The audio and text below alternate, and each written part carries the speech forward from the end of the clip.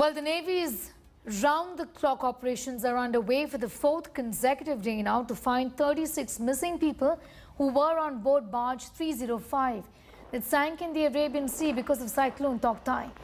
Battling extreme weather, the Navy has rescued 188 people so far, recovering 37 bodies. INS Kolkata arrived in Mumbai carrying the survivors and the bodies of brave nature's victims, while INS Kochi has rejoined the search and rescue operations. Indian Navy ships worked through the night using searchlights to trace any movement in the pitch-dark waters. Navy helicopters along with Coast Guard units are also helping in search operations there. Abhishek Bhalla getting us more details on that story from Delhi. Saurav Vakhtania is in Mumbai telling us more about that. Abhishek, to you first, just walk us through the kind of effort it requires under difficult circumstances, given the fact that the Navy didn't even stop carrying out the rescue work at night. Tell us the kind of difficulties that the forces are facing right now. So the operations have entered its fourth day. The seas are much calmer now compared to the initial 48 hours. And it was in those 2 days that, the Navy found the going extremely tough. The conditions were very, very difficult. And there were winds that were going up to the speed of 100 kilometers and now waves going as high as 30 feet. And the intense rain was almost blinding. And, I had a word with the commanding officer of INS Kochi, one of the warships that has been involved in the rescue operations. And he gave an account of what his men went through and also explained the tough time that the people who were stranded had, as they were out in the deep seas, even during the night, battling the difficult situation. So, he said that the grit of these people also needs to be acknowledged because they showed a lot of grit, which ensured that they remained afloat for a long time, and it made it possible for the Navy to finally pick them up. So things were very difficult. Several assets of the Navy, the Coast Guard, have been pressed into action.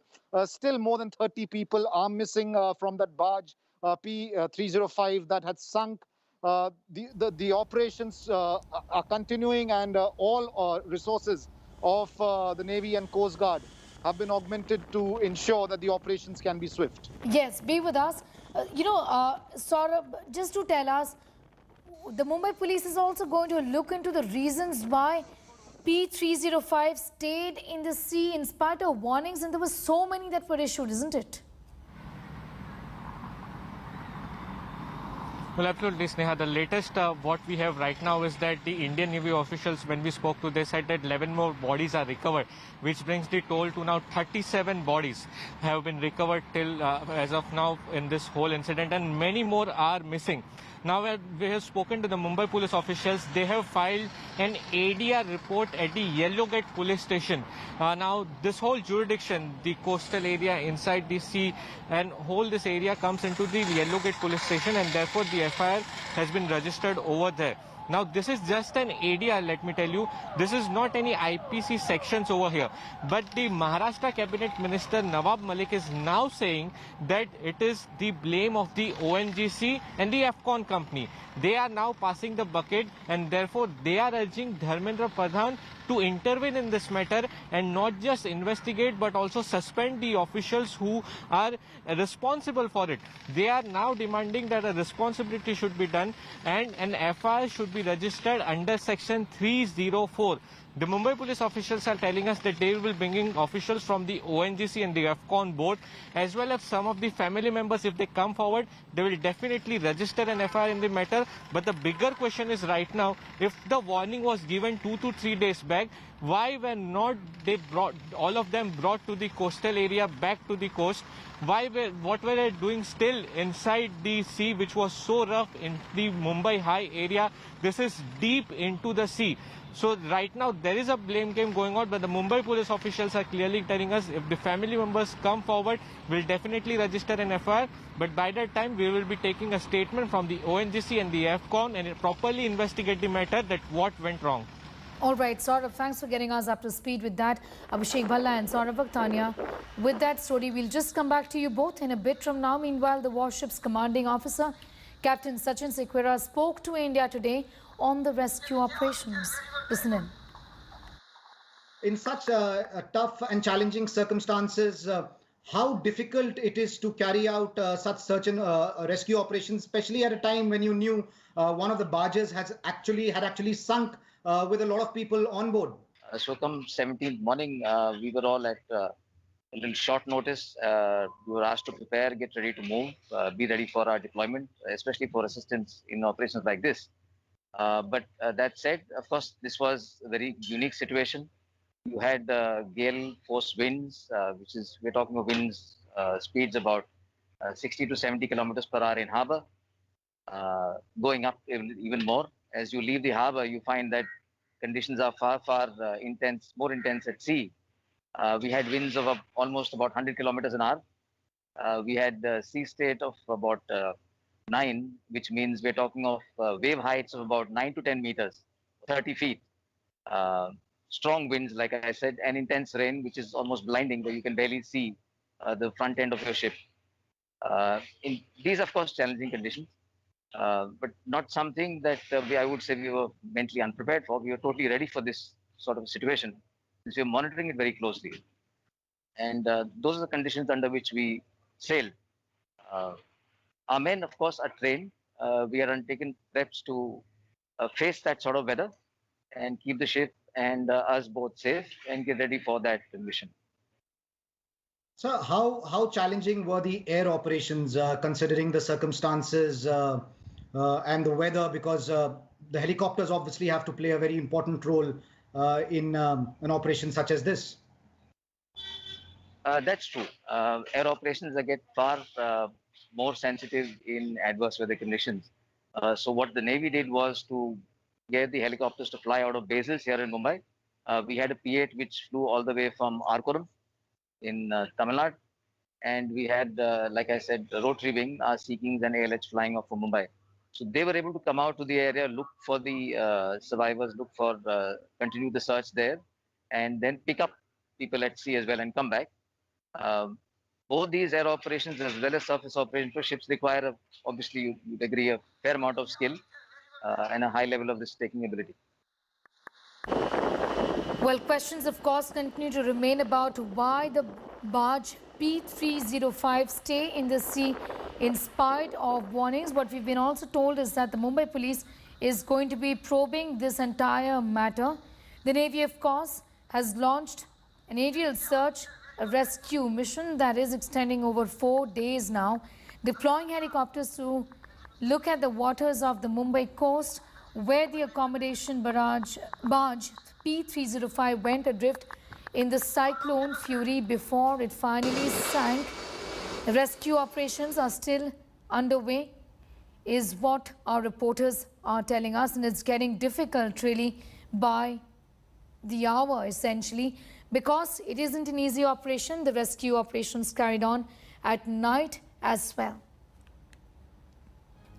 37 personnel on board the barge are dead. 38 people are still missing. The Navy is trying to look for the 38 other people. Navy personnel battling extreme weather have rescued 186 of the 261 people who were on board the barge P305 and 2 personnel as well from the tugboat there. Saurav Vakhtania continues to be with us. Saurav, some very valid questions. That's being asked really, that in spite of the warning, why did the barge have to be there essentially? And you did tell us that the probe is going on. What is it that you're picking up? Well, Sneha, to our India Today viewers, we want to give the latest information. Just now I've spoken to the Mumbai police official. They are telling us that now they are in a process of filing an FIR. So this is a big thing, that what this whole matter is about. They need to find out that who actually gave them the permission to be inside this such rough sea when already the warning was given 3 days back. And such a large number of people, such a huge barge over there, they were working over there. Now 188 people have been rescued, 37 dead bodies have been recovered. So based on these 37 bodies recovered, Sneha, the Mumbai police filed an ADR first. But now what the sources are telling us, that they are in a process of filing an FIR. Now what are the sections? Who is the complainant in the case? It will be very important to see, because it will decide the course of future investigation, how the investigation go about. Now, just few moments back, Sneha, Maharashtra Cabinet Minister Nawab Malik raised the point that he demanded that immediately an FIR should be registered under section 304. This is a negligence, death due to negligence. This is the section which it means. He also asked that Dharmendra Pradhan that not just investigation is not sufficient. He asked that immediate suspension has to be done. Responsibility has to be decided, and an immediate FIR has to be registered. And now we are seeing that the Mumbai police in the process of filing an FIR in this matter. The most important investigation part will be to question the officials. They will be questioning that how these people were still inside deep sea on this huge barge. You know, for the last 3 days before the cyclone Tauktae hit the coastal area, the Navy officials, the Coast Guard, all the government bodies, others had asked all of them to come to the coast, and most of them had actually been inside. But how this particular barge left over there, risking so many lives, and now we are seeing that the Mumbai police in the procedure to file an FIR to investigate the whole case.